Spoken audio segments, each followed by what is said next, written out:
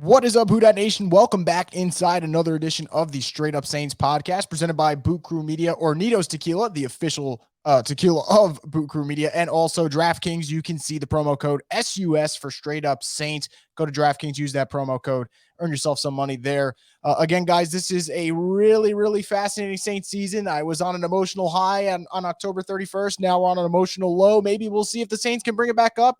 As you can see by the title of this podcast, can they turn the season around with 5 weeks left? And we're going to talk about it. And to help me talk about this upcoming game against the Jets and also just the season, the way it's gone down so far, is none other than my man, Darian Gray, the host of the Mouth of the South podcast and also Locked On HBCU podcast. Congratulations about that, my friend. Very busy. You guys can follow him on Twitter at South Exclusives. I'll leave a link to the description to all his work there so you can check it out. Darian, my man, thank you for coming on.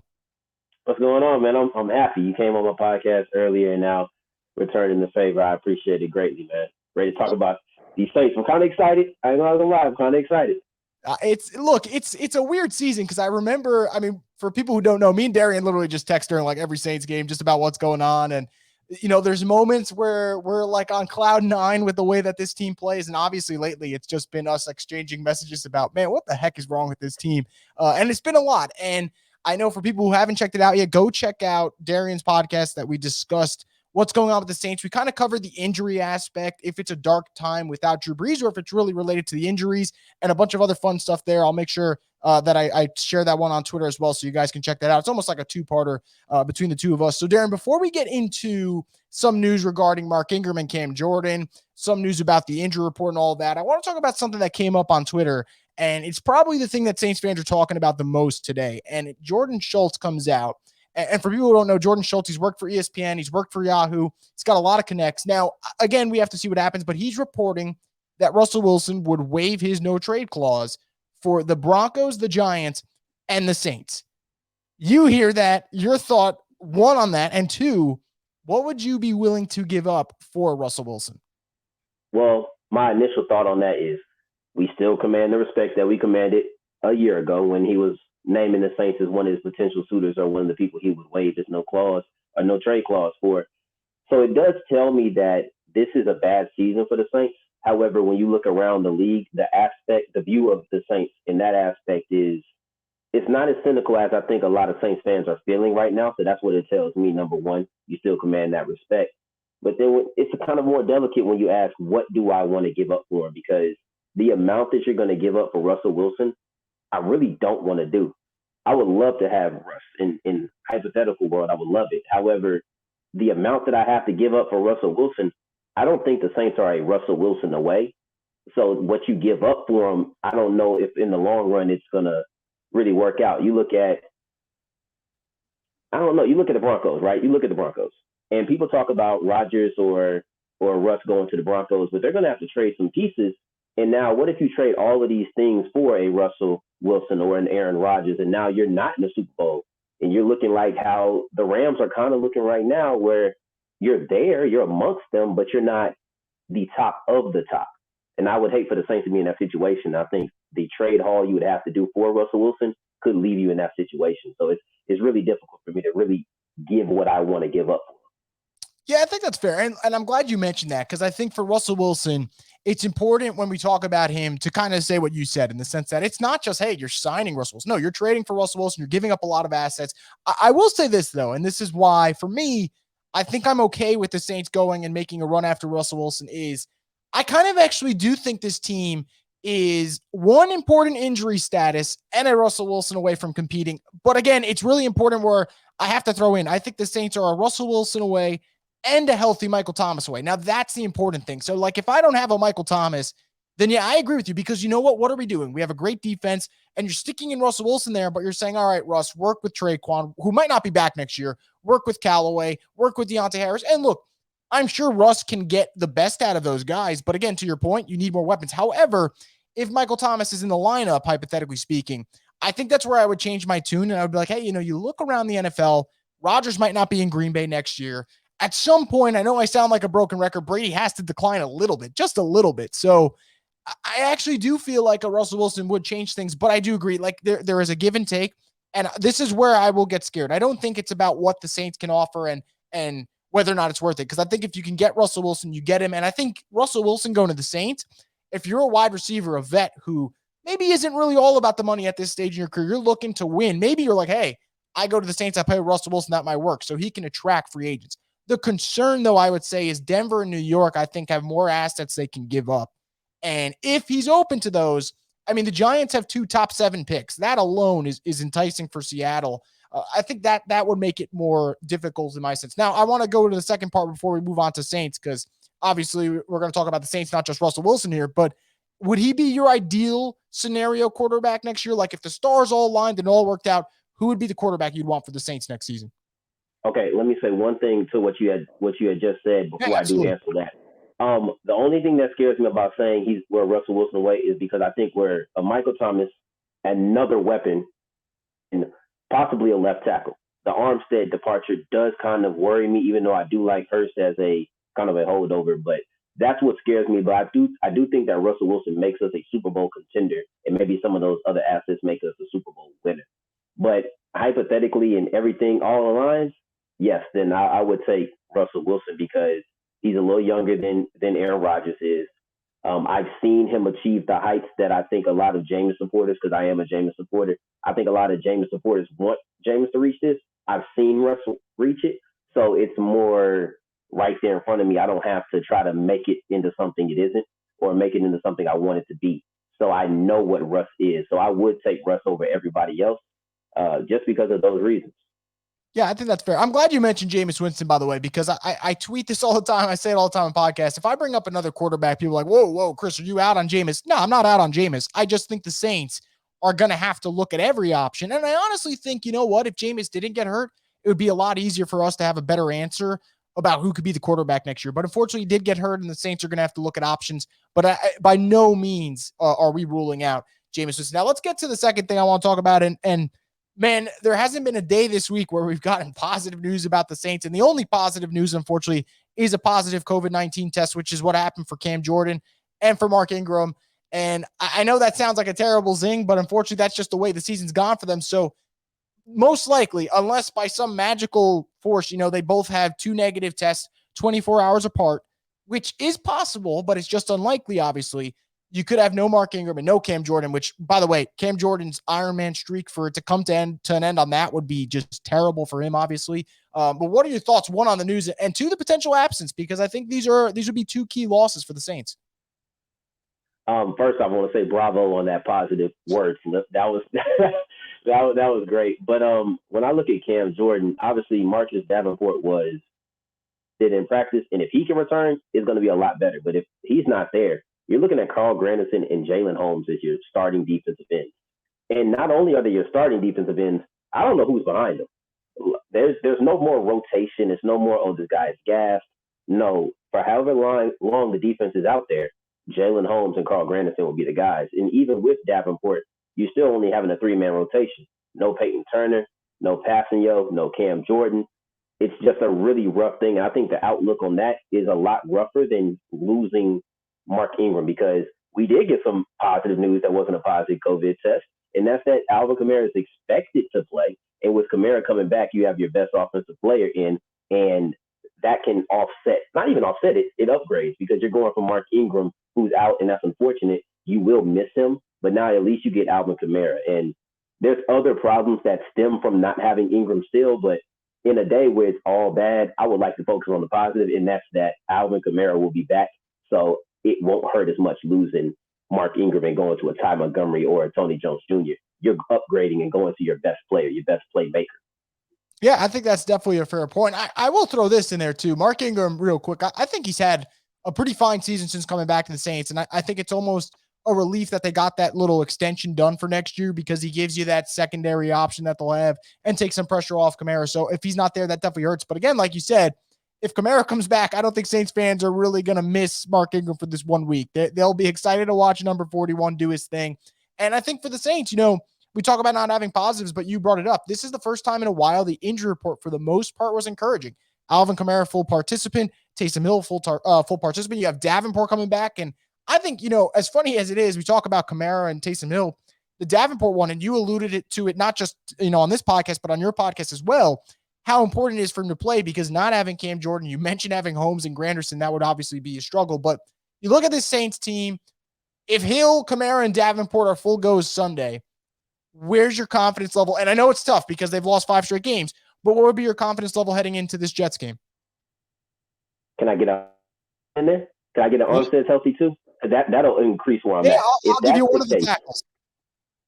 Okay, and it's probably gonna be Armstead because I think he was limited. I'll say I'm at a 7.5, because I don't think this Jets team is good, and I think that the Saints are only struggling because they're hurt. Like, I don't think this is a bad team.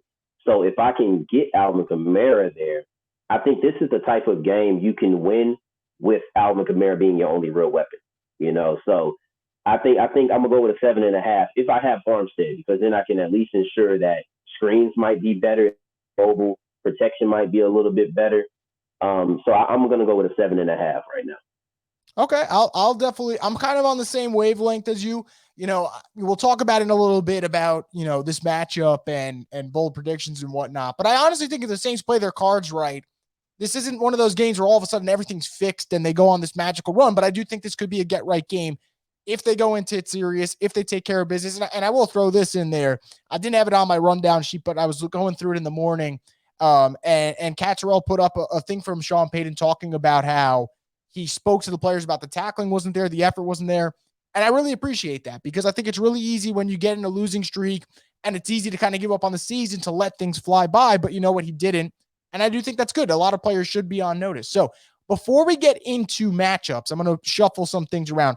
I love to, for every podcast, especially for big games, and although I know the Saints-Jets game shouldn't be considered a big game, but realistically, guys, if they lose this game, all the people like me who are telling you let's not tank, all of a sudden I have to change my tune, because then you're 5-8 and you're like, all right, you're not making the playoffs. So this is a must-win game. It is a big game as a result. So I always like to bring up a player who I think needs to step up. Some weeks it's Marshawn Latimer. A couple of weeks ago, I would mention that Adam Troutman's on notice, but unfortunately he's hurt now. Who's that player for you? Even not, just for this game, or maybe even down the road, who's that guy for you? You're putting on notice and you're saying that he needs to be great or needs to play much better than he's currently playing. Tre'Quan Smith. And that's not because I think he's bad. He's actually been average. He's been decent throughout the season, and he's made plays here and there. But I need a little bit more from him. And if you don't mind, I'll combine something else you had on the rundown. But this is my bold prediction that Tre'Quan Smith has 100 yards this week. And I don't know if I'm being realistic or if I'm being optimistic or hopeful, but I think that Tre'Quan Smith needs to step up, because this passing game needs to step up. This offense needs to step up. And I understand, or I expect that they will run the ball more, because AK will probably be back. Hopefully Armstead's back, and you might have another lineman and a running back, and you'll trust yourself to run more in this Jets run defense's future. But even with that being said, the offense still needs to be able to pass the ball. And I think that when you have games like this that are confidence builders, you need to build confidence everywhere. I don't need confidence that I can run the ball. I need confidence that I can run and pass and be able to score. Not threes. I need sevens. This isn't a game where you sneak by with 15 points and you win because the Jets offense is bad and you feel good. I need everything to go right. I need this to be a fairly dominant performance as far as what we've been compared to for the last couple of weeks. I need 4 straight quarters of good offense.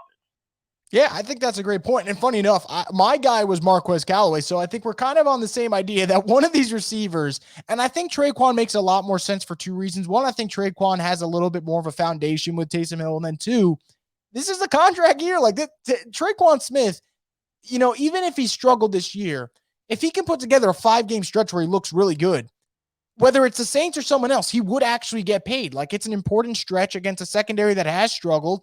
And I agree, one of those 2 guys has to step up. No Deonte Harris now. Deonte, I think, I would say he's the guy that has taken that next step this year. Maybe it's not as well as he's played as well as people thought he would, but that's because of Jameis Winston's injury, in my opinion, more than anything. But the other 2, I really thought Callaway and Tre'Quan would take that next step. I do think they would have if Michael Thomas was in the lineup, because obviously they drop a peg on the depth chart, but one of those 2 players has to step up, and we'll see what happens there. I'm not going to put him on notice anymore because I'm almost tired of it, but Cesar Ruiz is probably another guy too that the Saints need a little bit more out of him. And look, I loved the pick when it happened. I was probably one of the few that loved the pick, and blame me for watching Michigan football, but I was like, man, Cesar Ruiz, like, this is a good pick. And it has been terrible. I hope he could turn it around. So that's another guy I'll throw in there. But Callaway and Traquan are definitely the ones I'm looking at. So let's get into this. Jets, Saints, we are oddly confident going into it. I know they're 5-7. I know they're playing bad football right now and they're hurt and whatever, but I think there were moments from the Saints-Cowboys game that they actually look like a competent team. And I think there's two moments that shook everything up. There is the horrible blindside block call that I still don't understand it. And then the 3rd and 2, we talked about it on your podcast where they don't block Micah Parsons on that rollout. Obviously, that play gets shut down. Instead of getting 7 points or even a field goal, you get none, you punt. That kind of changes the game right there. So if they can have a similar effort, be a little bit more efficient, I think they can run away with this game potentially. But give me a matchup on defense, a matchup on offense. What are two things that you're looking forward to in this game? Man, can I give a unit? Is that okay? Absolutely. Yeah, no. Just give me what you're looking for in this game. Okay, great. Because I think one of the biggest turning points in the last game was the interception that was intended for Stills, and how everything happened after that.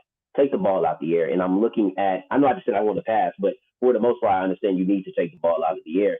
I'm looking at the front line of the New Orleans Saints going against the defensive line of the New York Jets, and I feel like that's where we're going to play a lot. Though I want to get the passing game going, I honestly feel like you'll see a lot of quarterback power, a lot of running, a lot of hopefully some sweeps, hopefully some misdirection, things of that nature.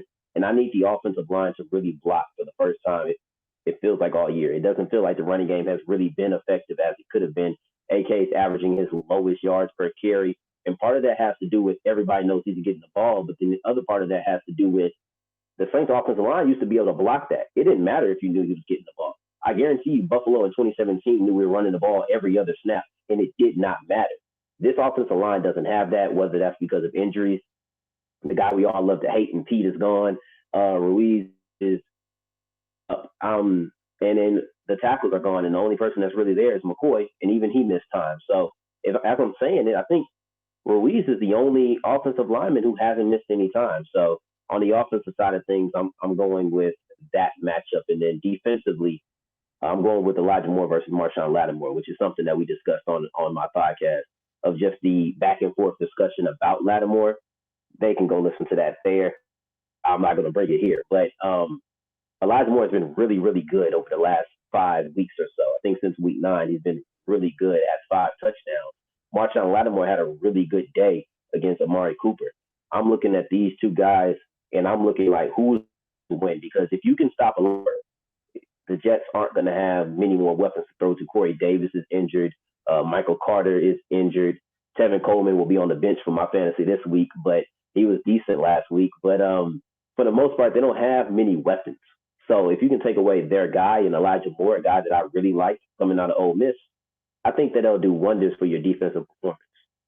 Yeah, no, there's two things that, you mentioned that stood out to me. Before I do that real quick, if anyone was listening, it was like, wait, you mentioned something about Marshawn Latimer. What are you guys talking about there? Well, I'm glad you asked. You guys can go to the Mouth of the South podcast. You can check that out. We had a fun discussion about Latimer, and anything you guys have talked about the motivation thing, we discussed it there. But you mentioned two things. I thought the Pete thing was interesting because everyone loves to hate on Andrews Pete until all of a sudden you're like, oh, why isn't the screen game working well? Or why aren't we pulling the guards well? It's like, Andrews Pete's good for something. Look, Andrews Pete has his flaws. He does get beat. Well, the problem is with Andrews Pete, when he gets beat, it's super noticeable and it produces meme quality stuff.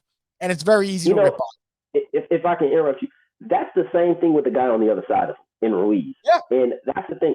It's something about those two guards that when they get beat, a lot of times, like, man, where that pressure come from? You always know, whether that's Pete sitting on his butt, because that's his thing, or that's Ruiz turning around because he's blocking the air.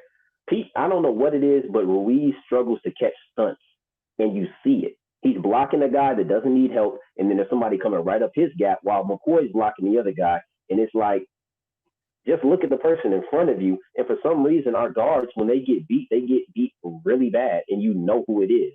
You never have to question. Oh, Pete? Ruiz? Yep, it was them. It's never a question. So that's just one of the things about them that I just had to interrupt, because there is that one thing that they have in common is it. So they have really bad moments. Just lose regular. Like, why is that so hard to just lose like a normal guard? But it is for them. Yeah, you're right though. And they have the signature moves like you mentioned. Pete, you see, he just gets bulldozed, and then you see Ruiz, and it's like, all right, he's just taking the play off. But to your point though, they are missing Pete. That is important. I think the offensive line thing's a big thing. Like everyone's wondering, what's going on with this unit. This was supposed to be the strength of the Saints. And we always thought, we don't know what the quarterback situation is going to be. The receiving room is bad, but you know what? They have one of the best offensive lines in the league on paper. But all of a sudden, Ramczyk, who's usually reliable, misses time. Armstead, we know Armstead's always going to miss time, unfortunately, and the dude battles through so much. But even this year, it feels like he's missing more time than usual. McCoy missed so many games early in the season. That never happens for him. And then Pete gets banged up. But for him to miss the whole season, in like week 6 or 7 when he gets hurt, that's brutal, So that absolutely plays a factor. And you mentioned, you talk about the defense too. I think absolutely this is one of those games. You play a Zach Wilson, you got to make him confused. And I know a lot of people were like, hey, we struggle against rookie quarterbacks. The history tells us, you know what? I saw Mac Jones, who's having a really good season as a rookie. He didn't know what to do against the Saints for the majority of the Patriots-Saints game. I need one of those type of performances where you can get multiple interceptions and you can build off confidence. And you know what? If people tell me, I don't know if that's going to happen, we talked about it on your podcast. The Saints did a good job against Dak and the Cowboys. I thought they really did. So if you can hold Dak to about 250 passing yards, 1 touchdown, 1 pick, I can see you having a similar, if not, or probably should, have a better performance against Zach Wilson. So I need the secondary to step up. And you mentioned the run game. Yeah, it's time to start moving. 120 rushing yards for Miles Sanders, over 50 for Gainwell of the Eagles. A similar performance with Kamara and maybe Taysom Hill would be fun to watch. So let's get into it. Not just a prediction plus a bold one. I know you mentioned Traquan Smith. If that's going to be your bold prediction, that's totally cool. Just tell people one more time. But what are you thinking going into this game? Going into this game, I'm looking at, I don't have an exact score, but I'm looking at a 2-score victory for the New Orleans Saints. A game that you look at confusing Zach Wilson, you get a couple of turnovers, and you better get a couple of turnovers because he has like 11 interceptions in 8 games. So he's averaging more than 1 interception or turnover a game, and that's not even including his fumbles. And offensively, I'm looking for you to get back on, to start moving. I'm not expecting it to be continuous. You're going against Tampa Bay next week, but let's not even look forward to that. Just here, I'm looking for you to convince me, give me some hope, and tell me that Taysom Hill can finish drives because he got drives going. So I need over 21 points and hold them to under 14. So somewhere in that range. But that's my prediction. And my bold prediction is that for the first time, a wide receiver or a pass catcher that is not Alvin Kamara gets 100 yards for the New Orleans Saints. And that's my bold prediction. I'm hoping it comes true because if that happens, I'm going to be a happy man. I will give Traquan Smith the game ball on my podcast if he gets over 100 yards. That would be great. I would totally be for that. It's been a long time coming for that unit. I agree with you. You mentioned something about the points and what you need. I'm going to sound, like I'm just repeating here, but I agree. Like, this is a game where if you do not score 24, 27, I'm out on you for the rest of the year. Like, obviously I'm going to be here recording podcasts left and right, but like, I'm out on you in terms of what you can do the last 5 weeks of the year or the last 4 weeks after this one. And, the Jets are still trying to find themselves. And there are games where they have just struggled completely defensively, and they've given up 40 plus. They've given up 54 this year. Give me 27. Give me 27 points. Yeah. And I don't want to hear that, hey, it might rain and that could affect Taysom Hill throwing the football. Fine. Then run it down their throats. Like, you need to give me something there. And speaking of that, I do think the Saints are going to win this game. I do think they snapped the streak. I do think there's a weird sense of urgency this week that I haven't seen in a while from them that I actually really do like. And I think just getting Alvin Kamara back is going to change a lot. I mean, he is one of the best players in the league, not just on the Saints. And I think that's going to do, great things for them. And Marcus Davenport, I could see Davenport, having a sack or 2 in this game because his whole issue has been health this year. When he's playing, he's getting to the quarterback. Since he's probably going to play, I'm going to say he gets a sack or 2. But my real bold prediction, and yeah, you guys are going to say this sounds like someone who's playing Taysom Hill in fantasy football. By the way, it is. I am. Like, my season's on the line and I'm playing him. But I do think Taysom Hill is going to have 3 rushing touchdowns in this game. I can see him struggling at times throwing with the whole finger injury, but there's no reason why he can't run all over the Jets. And I think what stood out to me in the Cowboys game was I didn't know I was going to run. I was actually worried for him because you hear about the plantar fascia injury, and I'm like, all right, this is going to be rough. I thought he looked fine. I mean, he was outrunning Micah Parsons at some points and outrunning DBs. And I was like, all right, I think he's good to go. And the fact that, the whole week in practice, they're talking about the finger injury, not the foot injury. I think we'll see Taysom have another good game. I'm going to go 3 rushing touchdowns from Taysom. I believe he had 2 against the Giants earlier this year. So I think he can get one more, and we'll see what happens there. But that would probably be my bold prediction. I'm going to have the Saints winning. I'll go 27-17.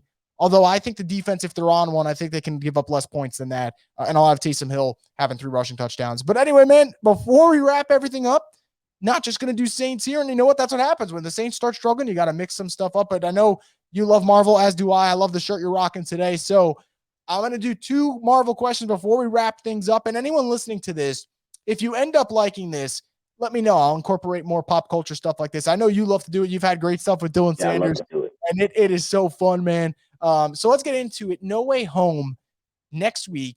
Everyone knows that any Marvel fan's super pumped for that movie. I told you beforehand, thank God I sent it to you because I would have felt really bad putting you on the spot here. You get to keep 3 Spider-Man movies, not including No Way Home because it didn't come out yet, and the rest of them are gone forever. Which 3 are you keeping? I am, because I told you, like, if you would have put me on the spot, I would have forgot this. So let's start off with number 1, Into the Spider-Verse. I love that movie. I can watch this movie every single day. And I'm so excited that Miles got a feature film. I'm glad they have the second one coming up. Unfortunately, I think that means we're not going to see a live action Miles, but somebody pointed out that Miles is way younger than Peter. So actually seeing Miles in No Way probably wouldn't really make sense as far as timelines go. But you also have alternate universes and all these kind of things, and things that we'll probably discuss when we get off of the mic.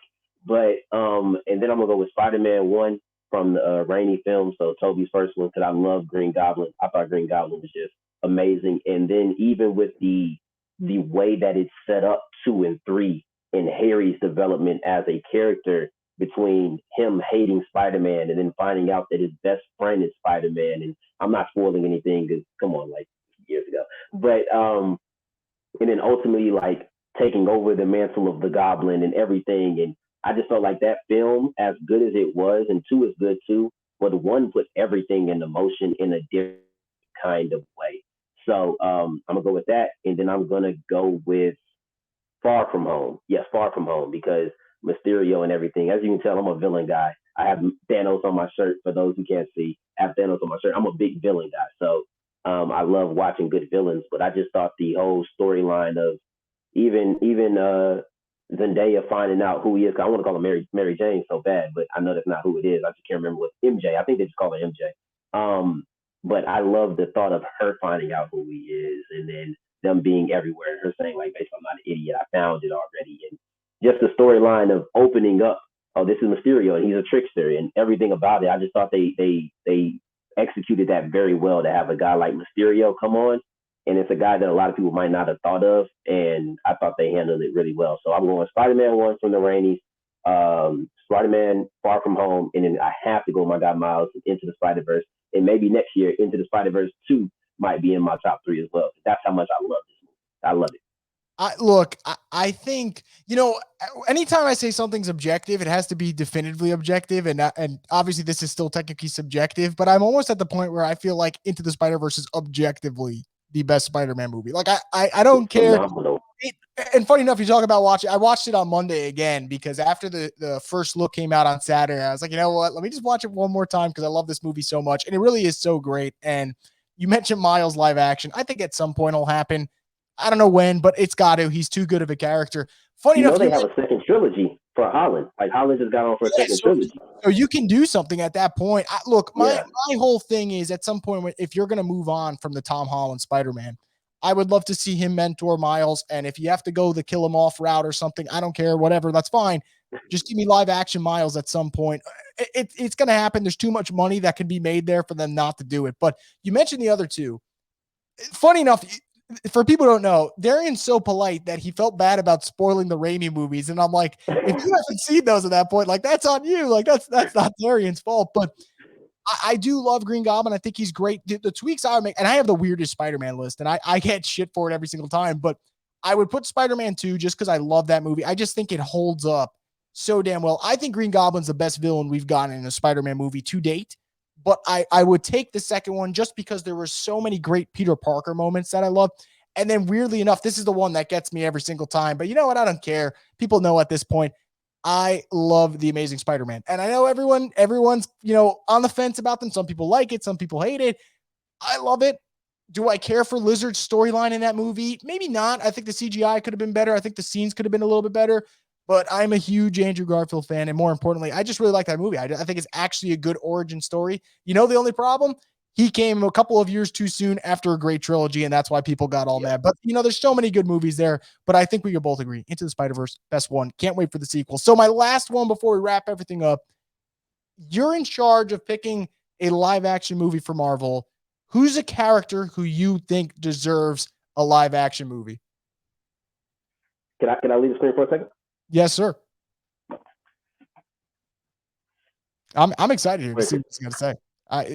There's so many options, by the way, and for people listening and waiting for Darian to get back. I mean, there are a lot of options here for Darian to choose from. It wasn't. It was not a lot of options. It was a very easy number one option.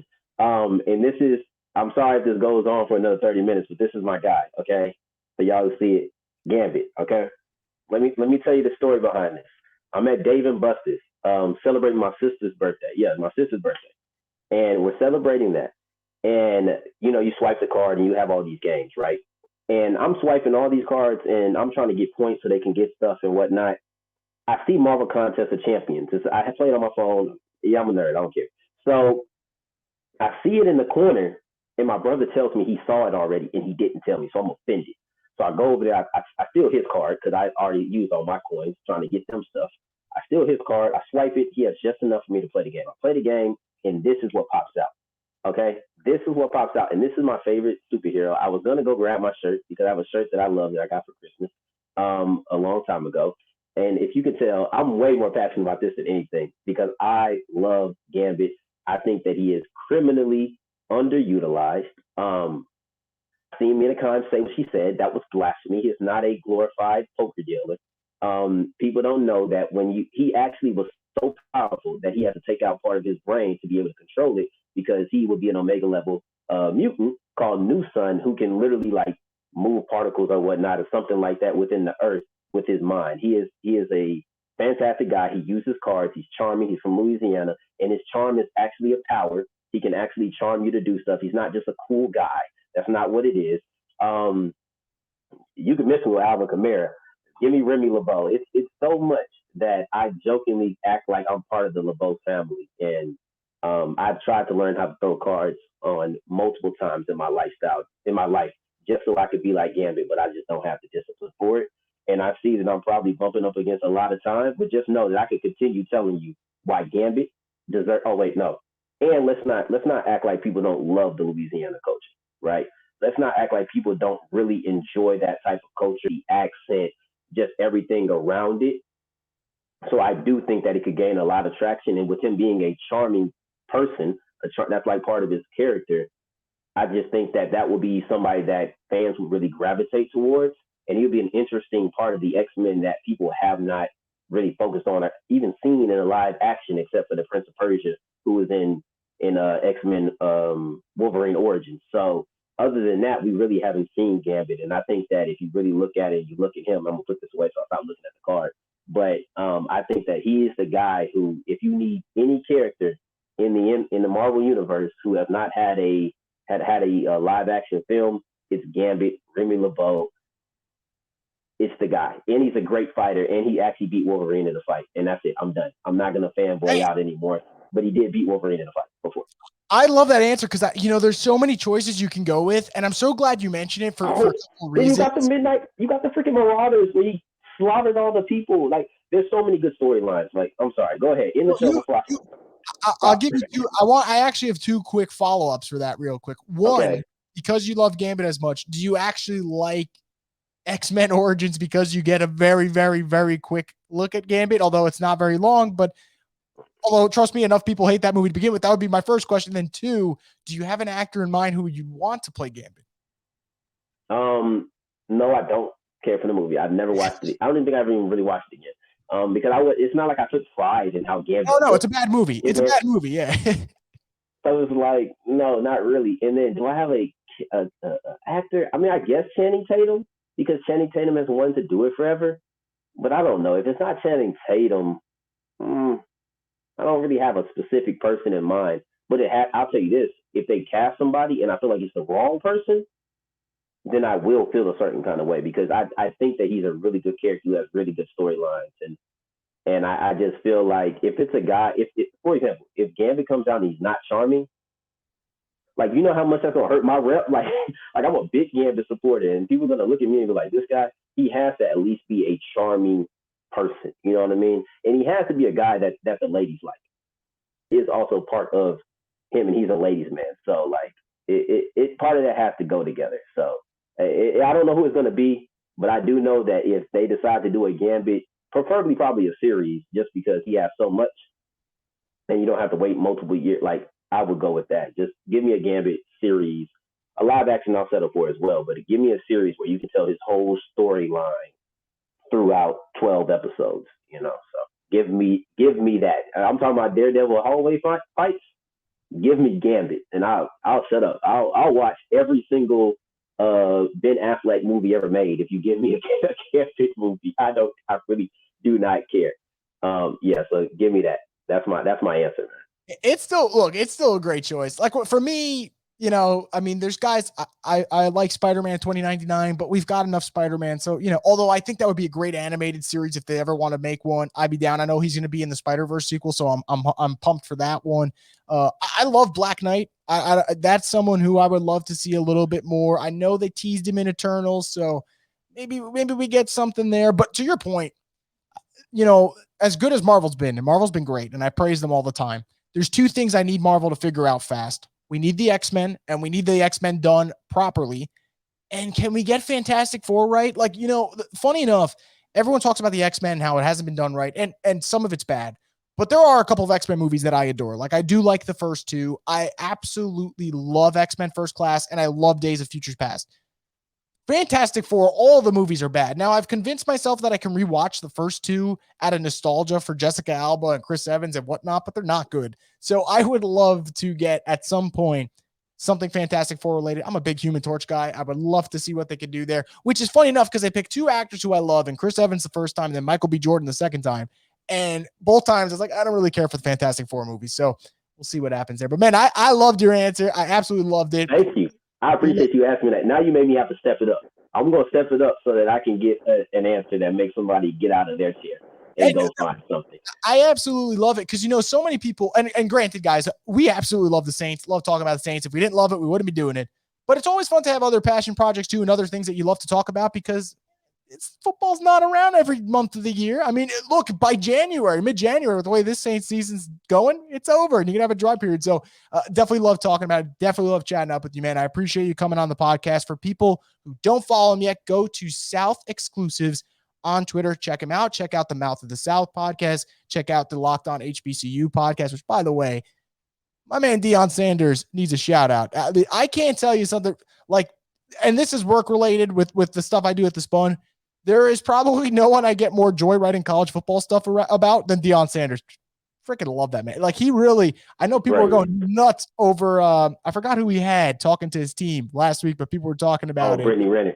Yeah, that's who it was. Look, that's not one for the pod, Chris. That's not it one is, for the pod. It isn't one for the pod, but you know what? Everyone's like, what's he doing? I'm like, there's a method to his madness. Like, I get what he was doing. So now I really salute to that. Salute to what you're doing there, man. I really appreciate it. Thank you. And I know it's been a tough season, but trust me, trust Darian.